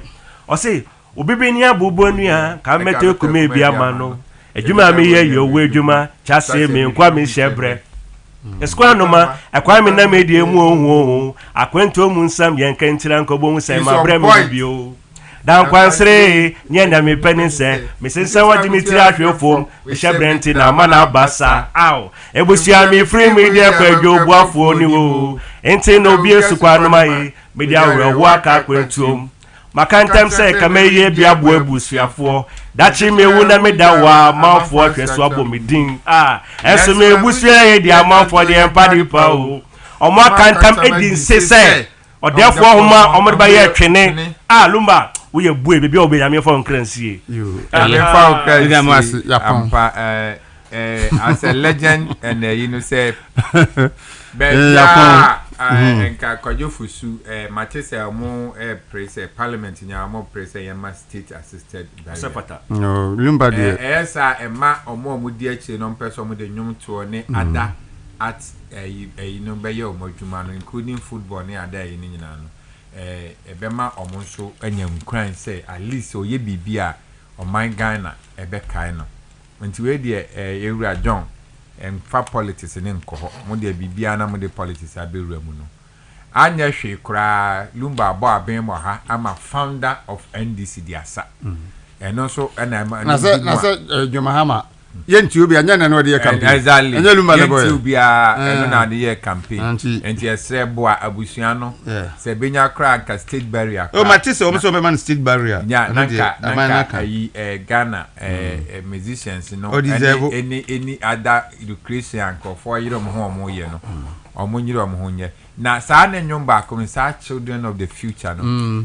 nyomba ko a em say BBC for now say omo boss anyom no okay on say lumba wakwa chiro BBC announce the death of VOA ne na menti but I think say they will do it and for a legend at 60 obeye no birthday no em say no okra because owie no asem enwuma otwa ato no ye ankwanuman owie no ka say se me bonyum no wie na mu ahum bi mu na me ko I think say na okra you say Katemampo in the party CD nim se kwadwofo sunso ne Katemampo it said the na kwami ampadino na me fa ne wo boy abo gospel na awjobi fa bedamasi nti abusua for aha na yedi dwumadi ni nyina si oti Freddie King enka na chairman cancer enso ye frame Dasebre Agyei dwamna ye producer ani Sedu Adongo akala ya daruma